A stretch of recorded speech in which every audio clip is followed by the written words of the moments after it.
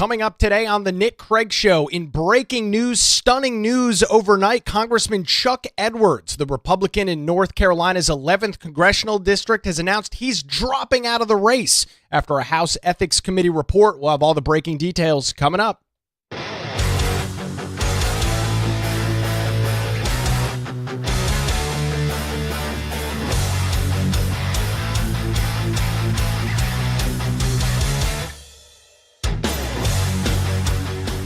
And a good Wednesday morning to you. Welcome into the Nick Craig Show, streaming live this morning on YouTube, Rumble, X, and Facebook. Don't forget that you can take the program with you 24/7 on demand in your favorite podcast app. It's real simple.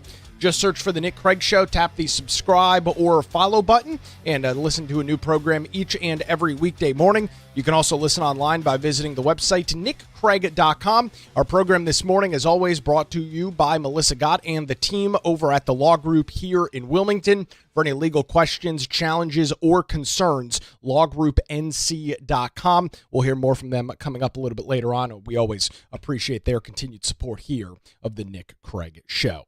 Wow. Stunning developments very early this morning as Congressman Chuck Edwards, we talked about him in great detail yesterday here on the Nick Craig Show, has announced that he is dropping out of the race, dropping out his bid for re-election in North Carolina's 11th congressional district. This comes on the heels of a very damaging report from the United States House Ethics Committee. The most interesting thing about it, he posted it on social media at 3:30 this morning. The official time on X, 3:32 a.m. on August the 5th. The post reads as follows: after much prayer and reflection, I've decided to withdraw from my re-election campaign. I will complete my current term. Serving Western North Carolina has been the honor of my life. Thank you for your trust, prayers, and support. God bless Western North Carolina and America. This was seemingly the way that this would play out after some of the detail we covered yesterday. We'll get into some of it here on the program today. If you missed yesterday's show, as always, encourage you to check out the Nick Craig Show in your favorite podcast app. There is a video version of the program that is available on YouTube, Rumble, X, and Facebook as well. We went through all the details on this 25-page House Ethics Committee report detailing the very inappropriate relationship that Chuck Edwards had with young female staffers in his office. Those details included lavish vacations, gifts, skipping votes as a member of the United States House, skipping those votes so that he could decorate a Christmas tree at one of his staffers' houses. Very inappropriate. There's really no better way to describe it. Inappropriate text messages, again, with young female staffers in his office. All of that coming out in the House Ethics Committee report that was released midday or early afternoon, I think it was, on Monday. And fast forward to 3:30 a.m. Wednesday morning, this post from Congressman Edwards announcing that he is not going to resign his seat. He will remain serving in Congress until the end of the calendar year, but is no longer going to seek re-election. As you can imagine, this creates a big problem for Republicans in the 11th congressional district, which encompasses the vast majority of Western North Carolina. There's, I think, 16 counties that make up the 11th congressional district, all of them centered in, or not centered, but all of them in the western half of the state, leading right up to the Tennessee and northern Georgia border, right there at the far western tip of the state of North Carolina.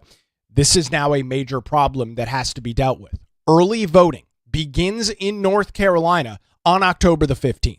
Election day is November the 3rd. We are less than 100 days away from the election, and at this point, we're less than 70 days, or at 70 days away from the start of early voting. 70 days from when voters, or until voters will have the opportunity to vote in this election. And there's even a sooner deadline for those that serve in the United States or any sort of United States military and are serving overseas, or U.S. citizens, North Carolina residents who live overseas that have the ability to vote in elections, those individuals get ballots as early as September the 4th. We are less than a month away from individuals, now albeit a small number of individuals. Nevertheless, we are less than a month away from individuals casting ballots in these midterm elections, casting their vote for who they want to represent them, in this case, in the United States House in Western North Carolina. Now, the report came out on Monday. We knew about the report beforehand, and so it is possible, presumably, that there has already been some high-level discussions. And let me be clear with what I'm saying. I don't have any inside information here. I'm not wink, wink, nod, nod. Oh, I've heard this. No, I'm just straight pontificating on what exactly is going on here. There's possibility that with the idea that this report existed, we knew that this ethics investigation was going on. Axios broke this back in May that this was being investigated. You would presume and you would hope with the potential looming report that some high-level conversations have begun taking place. Not that people were ready to go necessarily. This is all unfolding really in about a 36-hour window from when the ethics report was released Monday afternoon, that these conversations had started and had begun taking place, because there's no time. This is going to be a very quick turnaround here in the state of North Carolina.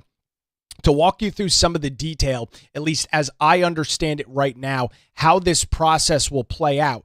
We just saw a situation unfold a couple of weeks ago where Senator Lindsey Graham unexpectedly passed away in South Carolina. There is now a second primary or a special election that is taking place in South Carolina today, where voters will have the opportunity to vote in that contest and choose his replacement.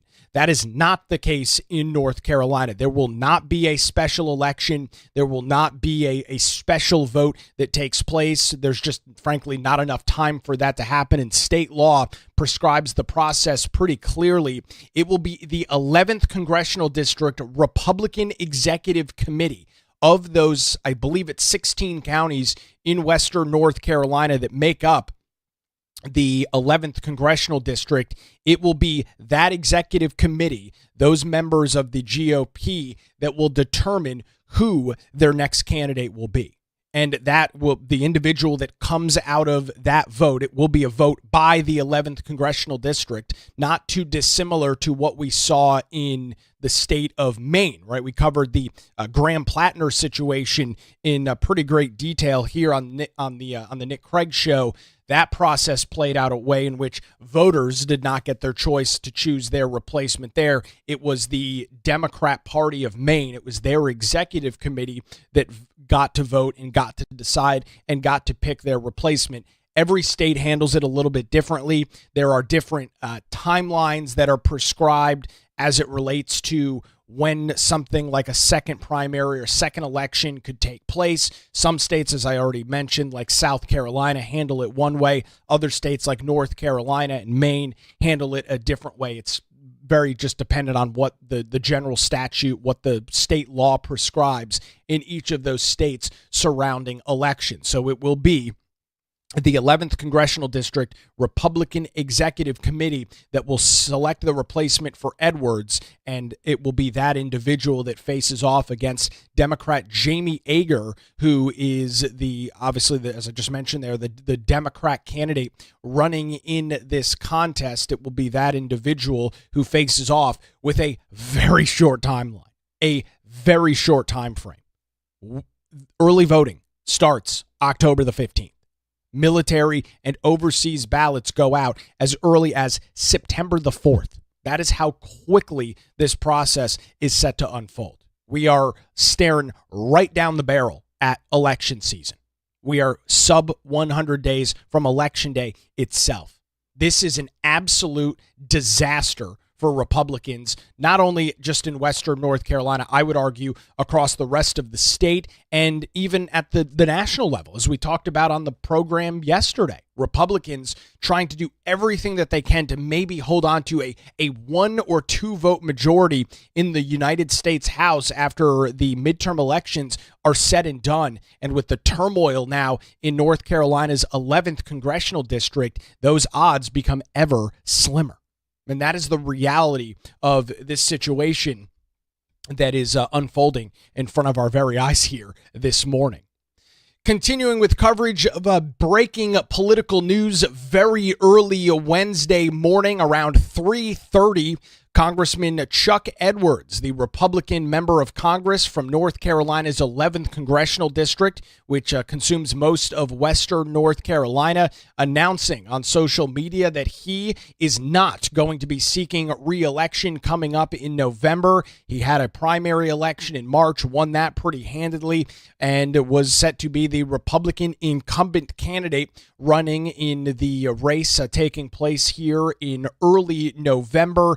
A very damaging House Ethics Committee report released earlier in the week, Monday afternoon, showed very disturbing details in which the congressman and Chuck Edwards was acting what can only be described as very inappropriately with members of his staff. The situation only is worse when you learn that the two members, what are known as Staffer 1 and Staffer 2 in the 25-page House Ethics Report, one of them as young as 19 years old, both of them being young female staffers working within his office, paying for them to go on luxury trips out to the Bellagio in Las Vegas, New York City, private, intimate one-on-one dinners, jewelry, handbags, clothes, complimenting their appearance consistently, sending very awkward and uncomfortable text messages about appreciating his time with them so much and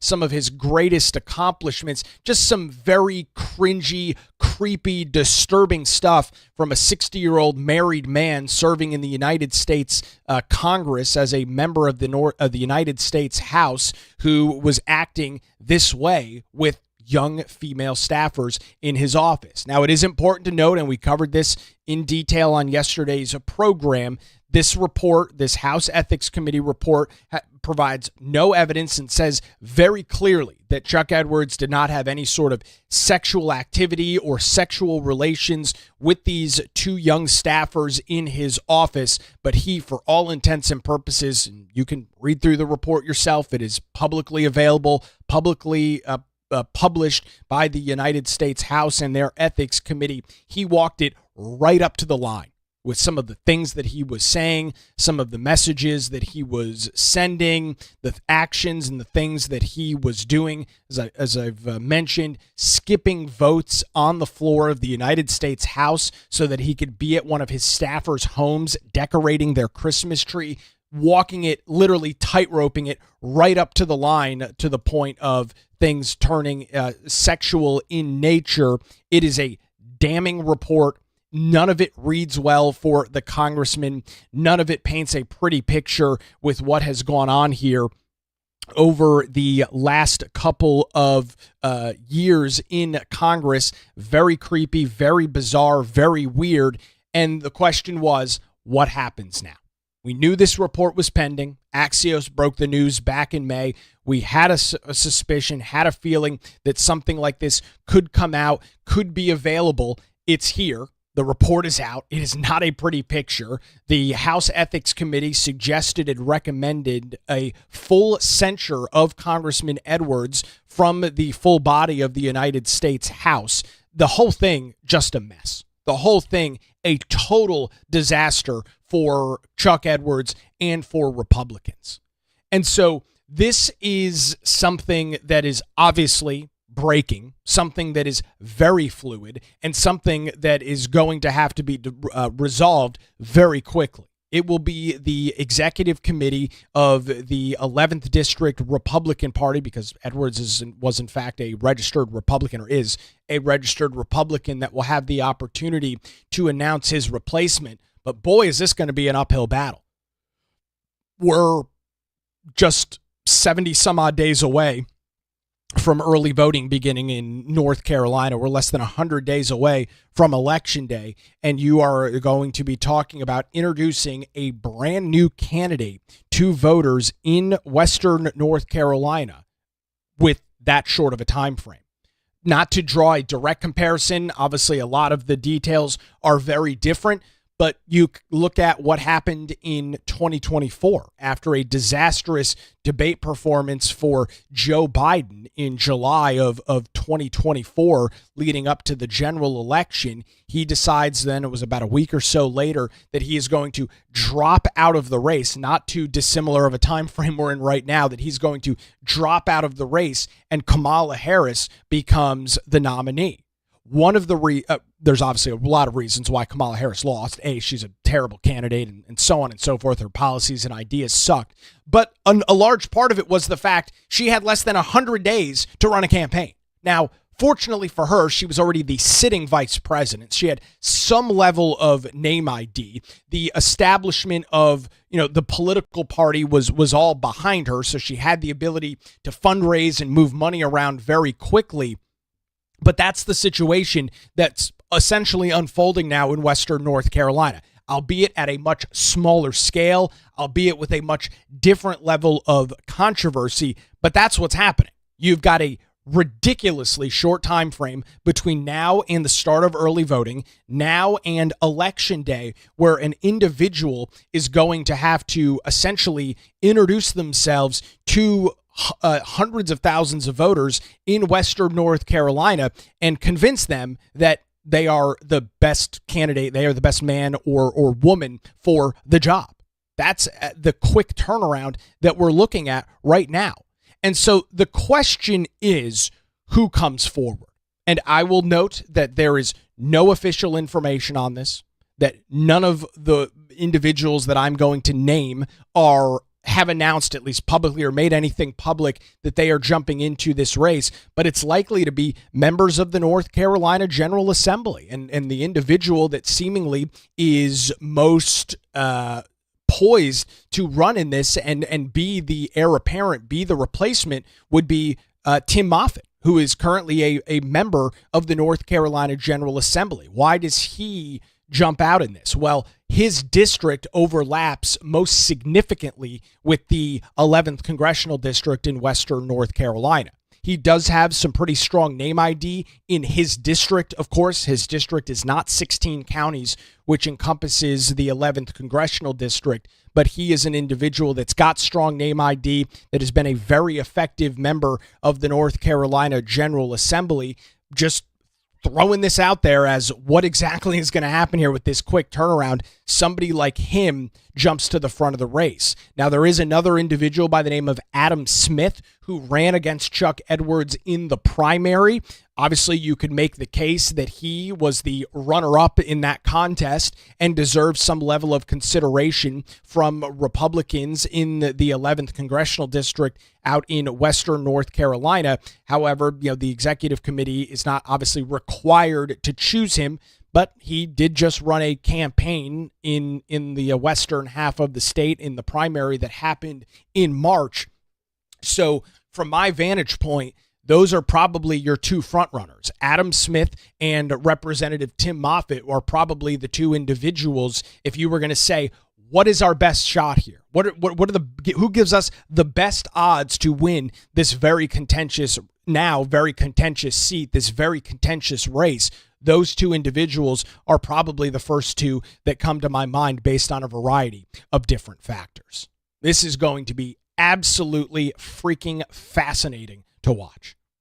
The information, the details that we are likely to find out, I would say in the coming days. I don't even know that it will take that long. I mean, there's a real possibility that later on today, for those that are joining us live this morning, 7:20 here on this Wednesday morning, there is a possibility that by early afternoon or into the mid-evening hours that somebody announces that they are coming forward and running in this contest. You could have multiple people that jump through here, and it's just going to be absolutely fascinating to watch. It is not very often that we have such an interesting story as breaking news this early in the morning with so many details that are unknown, but that's exactly the situation that we're in. When I woke up and saw the post a little after 4 o'clock this morning, it had just 4,000 views. The post had just 4,000 views on X in that period of time. Over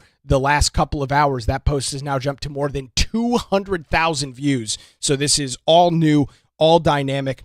We're keeping an eye on all of the details. Make sure you follow me over on social media, Twitter or X and Facebook. Make sure you follow me over there. I'll be watching this throughout the day. It's going to be a fascinating one to watch, and we'll of course keep an eye on all of those details. All right, I want to thank the law group here in Wilmington for their continued support of the program and remind you that when legal challenges arise, make sure you put your trust in the law group right here in Wilmington. Since 2003, their experienced attorneys have provided high-quality, affordable legal services across the eastern half of our state, no matter the issue that you're facing. Maybe it's a divorce, a real estate transaction, a position where you need a strong criminal defense. No matter the problem, the law group has your back. Their dedicated team ensures your questions are answered and issues are resolved as quickly as possible. Great news, folks. They're not some big national law firm with a branch or an office here in North Carolina. No, Melissa Gott and her team live right here in southeastern North Carolina, live right here in Wilmington. Their office is located downtown, and they're just a phone call away at 910-251-6088, or you can visit them online at lawgroupnc.com. That's 910-251-6088, or online lawgroupnc.com. It's the Law Group. Experience and dedication you can rely on. We appreciate the Law Group and their continued support here of the Nick Craig Show. All right, quick break. More on this disaster of a situation with Congressman Chuck Edwards coming up as the Nick Craig Show continues. Streaming live this morning, YouTube, Rumble, X, Facebook, and available 24/7 wherever you get your podcasts.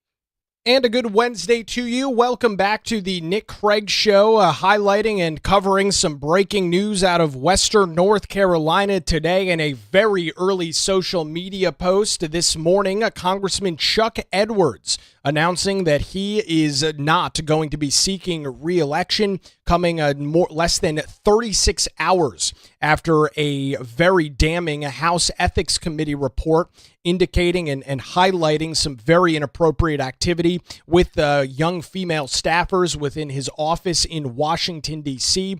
Edwards has served there since 2024. He served in 2023.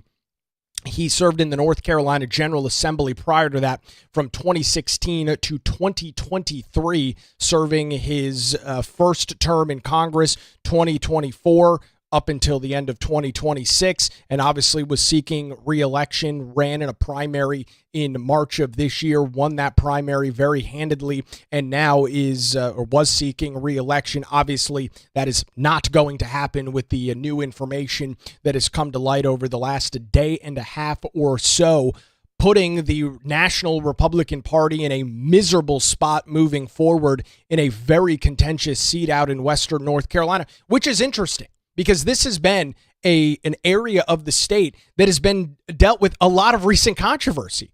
Prior to Chuck Edwards serving in this position, in this seat in Western North Carolina, well, who was there before? You'll remember a name, Representative Madison Cawthorn, who was scandal-ridden himself. Cawthorn went through a variety of different scandals and problems when he was serving in that position in Western North Carolina, an ethics investigation with him, questions about insider trading. Multiple times he brought loaded handguns into airports. One of the airports, I believe, was in Asheville. The other went through Charlotte Douglas International Airport with a loaded handgun as a member of Congress. All of that forcing him to drop out of the, decide that he was not going to be running for re-election out in Western North Carolina, essentially being boxed out of that seat because of his incredibly stupid actions. I mean, how incompetent do you have to be as a sitting member of Congress to have a loaded handgun in your bag as you're going through security at the airport, going through TSA, a loaded handgun? I mean, most people are worried, oh, is my shampoo over a certain number of ounces? Are they going to steal that? Others are going through airport security with loaded handguns. I mean, totally unconscionable when you look at the situation as a member of Congress. A bunch of other things unfolding behind the scenes with former Representative Cawthorn. Some weird videos published that were made available showing pretty disturbing actions with other people, a variety of different issues. All of this to be said, the last two Republican members of Congress serving in North Carolina 11, dealing with major scandals, major issues, Cawthorn and Edwards. And then, of course, you look at some of the stuff even before that with Mark Meadows, who was in that or served in. Now, to be fair, the districts have changed pretty dramatically since that period of time, but Cawthorn and Edwards, no question about it, major controversies, major issues. So how do we go forward with this? As I've already mentioned, it will be the executive committee of the GOP out in the 11th Congressional District, which includes 16 counties out in Western North Carolina. It will be them, that will be that group that determines and will get to decide who the replacement is. And that's what's going to be so interesting. And of course, this very compressed timeline. We are staring down the barrel at Election Day. Early voting begins October the 15th. Military and overseas ballots go out in about a month. That's how quickly all of this stuff is set to happen. That is the very short timeline that is set to take place in Western North Carolina. All of this while there is a very serious Democrat challenger. The western half of the state, no surprise, is a pretty strong Republican area, and it has been now for quite some time. And it has traditionally been a seat that Republicans do pretty well in. When you go back and look at some of the recent elections that have taken place out in Western North Carolina, these are elections that, for the most part, Republicans win pretty handily. When you look at the general election that took place back in 2024, it was Chuck Edwards against an individual by the name of Caleb Rudow. I'm not exactly sure how to pronounce his name. Edwards, 56% of the vote. The Democrat challenger, 43%. I mean, that's a pretty solid election victory. He won that race by 245,000 votes, plus for Edwards 186,000 votes for the Democrat in that race. That's a pretty sizable election victory. I mean, that's not a quote unquote close race by any stretch of the imagination. You're looking at a margin of 13 percentage points or 12.5 percentage points between the Republican and Democrat. That is what many in political circles, for those that follow politics closely and keep an eye on this stuff, that is what you would call a quote-unquote safe district.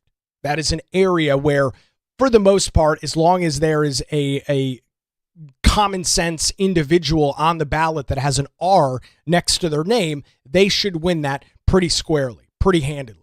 We covered on the program yesterday some of the national political groups that rank these congressional districts and determine not necessarily what the outcome is or what the outcome is going to be, but they look at the entirety of the race and try and determine, how is this thing going to play out? Previously, North Carolina's 11th congressional district, what was described as a safe Republican district. And traditionally in many of these surveys, you have safe Republican, lean Republican, toss-up. Then you have likely or lean Democrat and safe Democrat. It's a spectrum to Democrat, Republican, and then kind of this toss-up in the middle.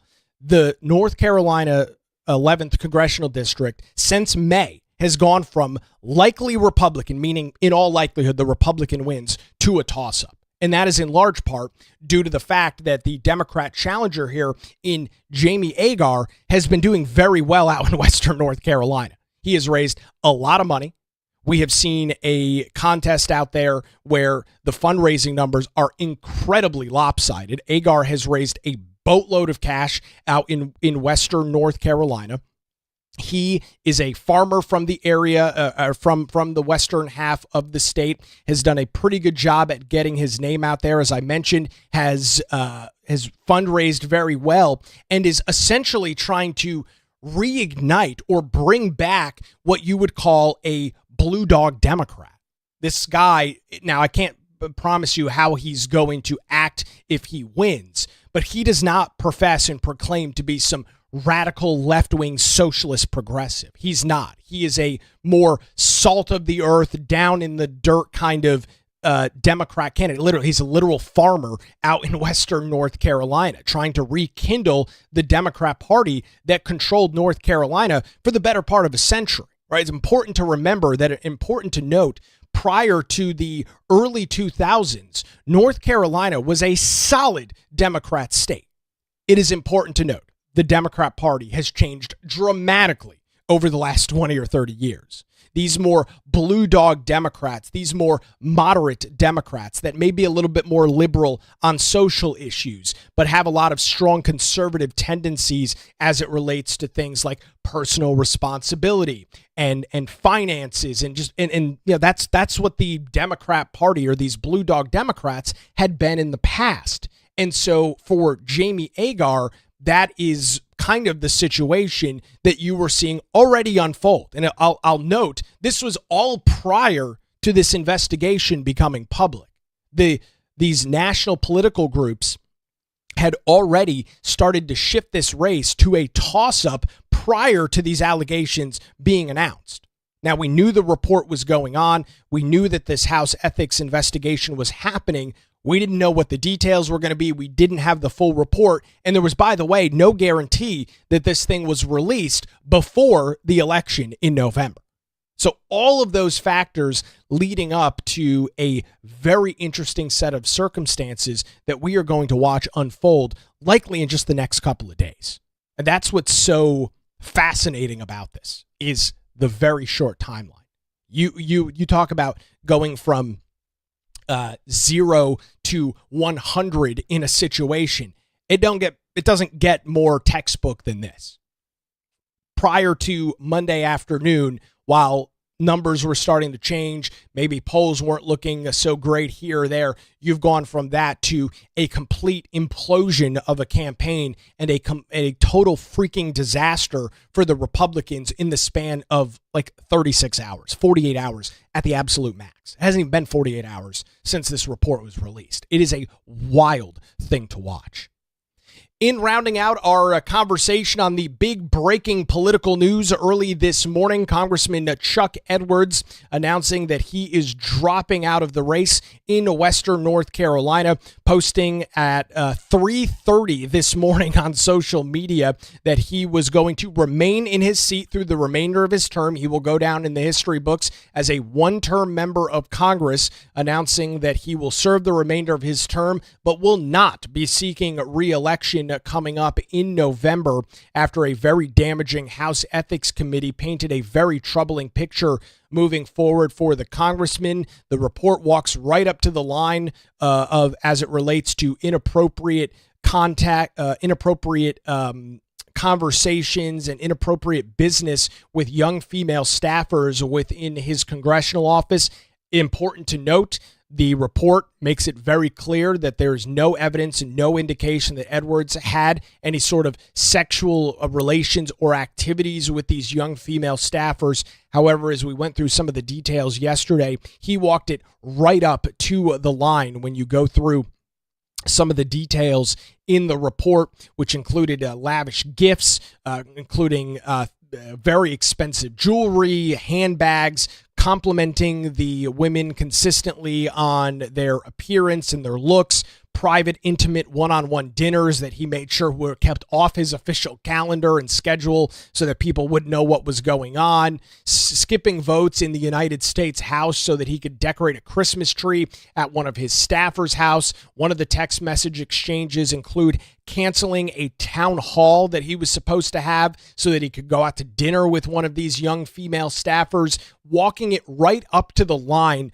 of inappropriate sexual contact with members, young female staffers in his office. This has completely blown the lid off the 11th congressional race here in Western North Carolina, as now Republicans have to try and piece together a candidate and a campaign and fundraising and messaging and ads and all of this stuff that goes into running and winning a political campaign. They've got to piece all of this stuff together essentially in the next 30 to 45 days. That's the timeline. Early voting begins October the 15th. And so you can't just have everything ready to go by the 15th. You have to convince people before they head to the polls, which will obviously be before October the 15th, in the weeks leading up to that. You've got to convince them essentially starting as late as early October that you are the candidate, whether it's a male or female, you are the candidate that can win and should hold that position. This is a very, very compressed timeline, a major political scandal breaking here in North Carolina.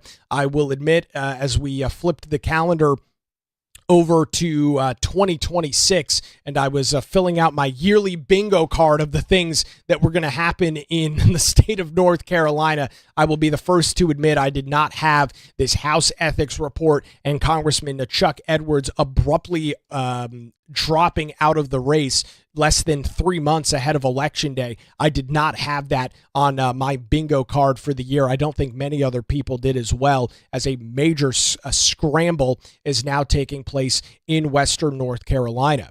As I mentioned a little bit earlier, this is not only a North Carolina story, and obviously Edwards a member in Western North Carolina, so it is squarely in North Carolina where this is taking place. But let's talk about the national impact here for a second. We've talked in great detail here on the program about what these midterm elections are going to mean. What is going to go on later this year? Midterms, as you've heard me say ad nauseum, and I will continue to say it, typically do not favor the party in charge. We have seen this throughout history here. not only in North Carolina, but across the rest of the nation. The party that is in the minority, which is currently the Democrat Party, traditionally has a very good midterm cycle. And that's what you would expect heading into November, heading into later this year. Republicans, on the flip side, will try and do everything in their power to try and hold their majorities in the North Carolina General Assembly, in the United States Congress. Try and hold the majority in the U.S. Senate, which seems pretty likely. The things would have to go very, very poorly for the Republicans nationally, which could happen, but doesn't seem super likely. The bigger question, of course, is the United States House, right? We see this practically every 2 years flip who's in charge. We see the minority and majority flip pretty regularly, if not every 2 years, every 4 years. It is a constant back and forth battle. And so there was, and I guess in some aspects still remains, the possibility that Republicans hold on to the House by literally a single vote. Like you could have a one vote majority when everything is said and done, when all the dust settles after the night of November the 3rd, after Election Day. And so there was a real possibility of that. Elections are weird. Midterms are weird. When you look at this Chuck Edwards situation now, a seat that, as we just went through, was very clearly and should have been a very easy slam dunk win for Republicans based on all of the metrics, all of the data, all of the information we had available. You look at a race and a seat that didn't need a lot of work, should have been an easy shoo-in for Republicans out in Western North Carolina. That is now gone. And there is a very real possibility, and I would say it may even be likely at this point. I'm not trying to be a doom and gloom person, but I'm a relatively straight shooter when it comes to this stuff. This is going to be an incredible uphill battle for whoever the Republican candidate is that comes forward. If you put a gun to my head right now and said, Nick, tell me what's going to happen in Western North Carolina, my logical conclusion would be that it is going to be Democrat Jamie Agar who ends up representing Western North Carolina. Now, that's not to say that there's not a chance that a Republican candidate can win. It's still an area that tends to sway itself pretty red. It is a Republican area of the state, absolutely.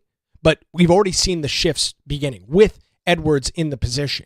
And it's not like somebody has 6 months. If this had happened back in April or May, this would be a totally different discussion. The math would be completely different, but it's not April or May. Chuck Edwards announced he wasn't seeking re-election at 3:32 a.m. on Wednesday, August the 5th. Literally less than 3 months ahead of the election. That's as quickly as this thing has unfolded. So this is not only an important thing for North Carolina, but you would imagine that the national Democrats are salivating with what has happened here. And now Republicans are going to have to take resources from other important races and surge them into Western North Carolina. They are going to have to try and prop up whatever and whoever comes forward as the candidate, which we'll likely find out within the next couple of days. This is going to have to happen very quickly. They are going to have to surge money, surge resources, surge volunteers into Western North Carolina if they want to have any shot at retaining this seat for a Republican candidate. So it completely tips everything upside down, puts everything on its head. And I'll admit, from a political observer standpoint, from a political commentary standpoint, as somebody that does this day in and day out, it is going to be a fascinating process to watch. It is going to be a very interesting thing to see. It is not very often that you have things like this unfold so close to an election with an individual who is a sitting member of Congress, in which that is Congressman Chuck Edwards. This is going to be a mess of a situation. Great comment coming in. This move was very selfish. Should have dropped out months ago. He knew he was in the wrong. I think that's a very valid and fair point. And I would imagine a lot of folks out in Western North Carolina that are going to have to try and scramble and figure out how do we pick up the pieces from this thing probably have some of those same thoughts, because with all the information was in there. These things didn't just happen a couple of weeks ago. This investigation started back in May. Edwards knew what was in there, knew some of the things that were going to be released when the report came out, and chose not to do anything about it. So this is going to be a very fascinating political story to watch here across North Carolina. We'll keep you up to date with the most comprehensive coverage of that right here on the Nick Craig Show. Boy, what a morning. I'll say not very often.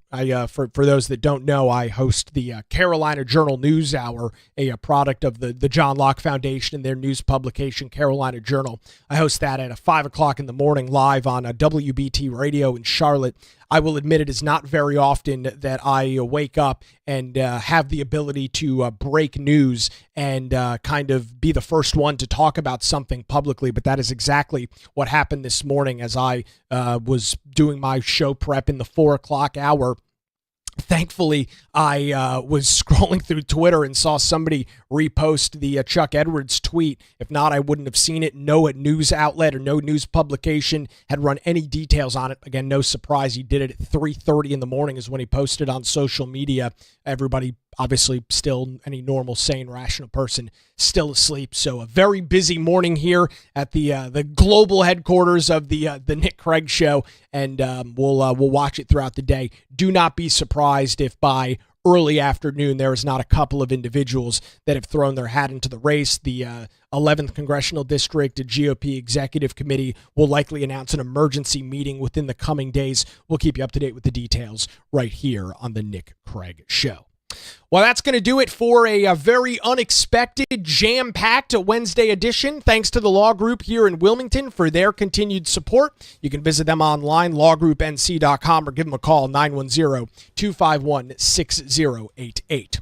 The Nick Craig Show streams live weekday mornings, 7 a.m., YouTube, Rumble, X, Facebook. Available 24/7 in your favorite podcast app. And heard weeknights, 9 to 10 p.m. on WBT Radio in Charlotte. Enjoy your Wednesday. We'll do it again tomorrow morning, right here.